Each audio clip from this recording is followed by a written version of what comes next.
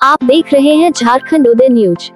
17 सालों से लगातार बंगला साहित्य के महान उपन्यासकार विभूति भूषण बंदोपाध्याय की 131 जयंती के अवसर पर घाटशिला कॉलेज रोड स्थित विभूति स्मृति संसद में आयोजित चौथी सुवर्णशिला साहित्य पुरस्कार समारोह का आयोजन किया गया, जिसमें 4 साहित्यकारों को ये सम्मान दिया गया।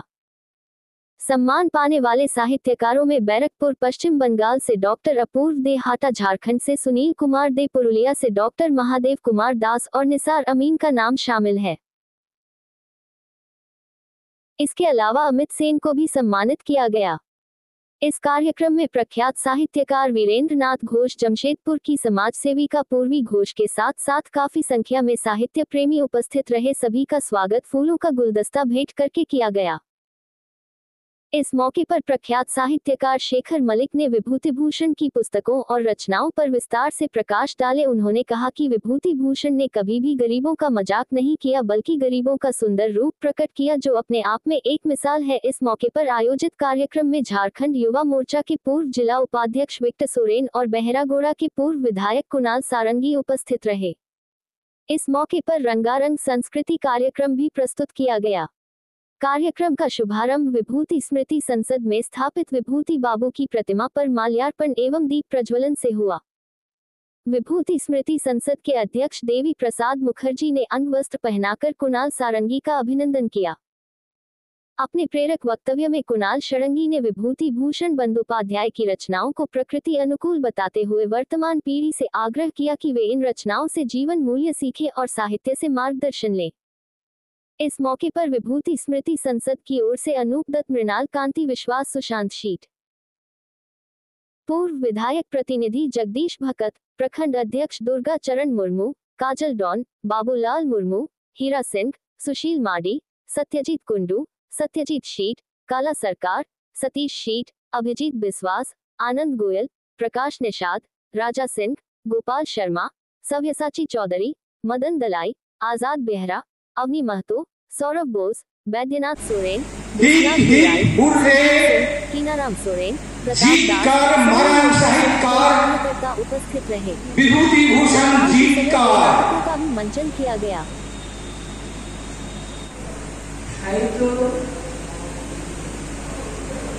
পড়েন এবং পাঠ করেন, ভালোবাসেন, তারা সত্যিকারের মানুষ এবং ঘাটশিলায় এরকম মানুষ অনেক দেখা গেছে।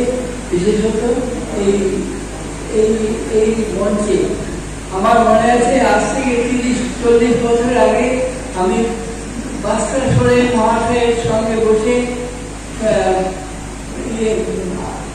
মঞ্চ তৈরি করছিলাম। তখন এইসব মঞ্চ ছিল না, তো ছিল, তবু আমরা এগিয়ে গেছি এবং এখন তো সবাই এসছে।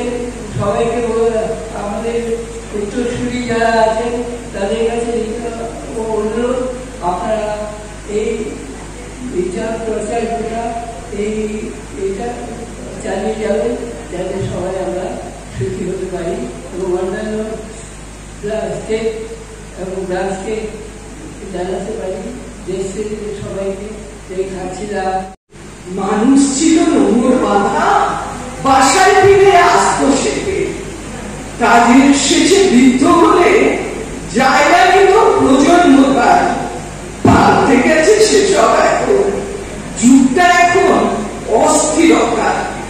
মালদা যদি দাদুর বাড়ি, বাবা থাকেন ব্যাঙ্গালোরে, আরো সুদূর রাজ্যে কোনো ছেলের চাকরি, জীবন শুরু, কিংবা মেয়ে বিদেশ গেছে উচ্চতর জ্ঞানের খোঁজে।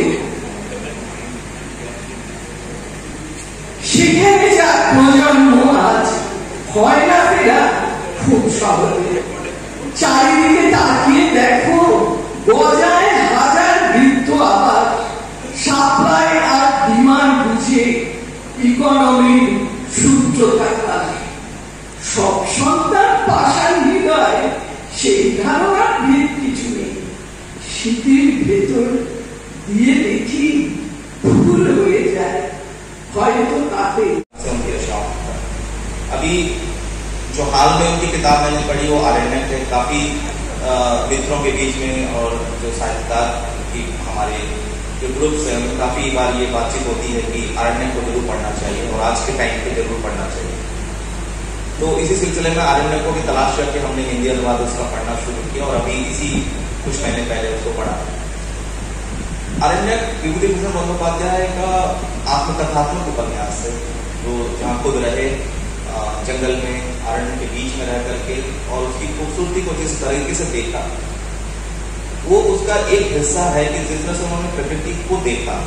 प्रकृति प्रेमी है वो, जाहिर सी बात है कि जहां भी वो रहे वहां के स्थानीय प्रकृति को लेकर के उन्होंने खूब गहरी दृष्टि के साथ में उसको देखा और बयान किया।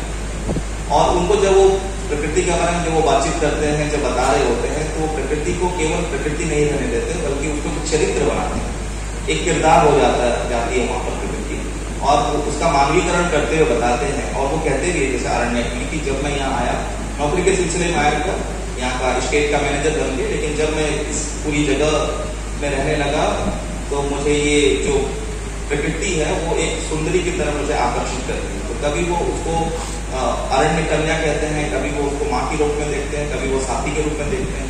कहने का मतलब है कि प्रकृति को विभूति भूषण बंदोपाध्याय ने उसका मानवीकरण करते हैं, उससे एक संबंध स्थापित किया। और उनकी पूरी रचनाओं को पढ़ने के बाद पाएंगे कि लगभग सभी उपन्यास में उनकी जहां भी प्रकृति का वर्णन वो करते हैं तो उसको एक मानवीकरण उसका करते हैं, उसको बताते हैं, उसके दुख दर्दों को भी बताते हैं, उसकी खूबसूरती को भी बताते हैं, उसके उल्लास को भी बताते हैं। ये एक पहलू है उनकी रचनाओं का, जो आरण्यक के संदर्भ में अगर कहा जाए। लेकिन उसका एक दूसरा पहलू है और वो बहुत ज्यादा व्यापक पहलू भी है, वो है प्रगतिशीलता का पहलू। विभूति भूषण बंदोपाध्याय को हम जिस तरह जानते हैं कि कथानिकार के रूप में, कथाकार के रूप में, लेकिन वो कथाकार हो कैसा, उसको हम किस तरीके से देख सकते हैं, उसका मूल्यांकन या विश्लेषण हम कैसे कर सकते हैं। कई सारे सूत्र हो सकते हैं जिसमें हम पकड़ के विभूति भूषण के पास पहुंच सकते हैं। इस तरह से एक जो खास मुझे लगता है विशिष्ट सूत्र है, अन्य सारे अपनी जगह पे महत्वपूर्ण है, लेकिन ये सूत्र है कि उनकी प्रगतिशीलता, उनकी सोच का जो खुलापन है वो कहाँ जाकर के इस चीज को पकड़ता है। जैसे आरण्यक उपन्यास में ही आप देखेंगे अगर, तो कई सारे स्त्री चरित्र उसमें है। उन सभी स्त्री चरित्रों के साथ में जैसे वो जब उनसे मिलते हैं तो उनके बारे में जो उनकी तलाश है, उनको जानने का, कि डॉक्टर की पत्नी है, एक अकेला बिहार के प्रांत में है, विधवा हो गई है, उनको पैसे की जरूरत पड़ेगी, तो कैसे वो हेल्प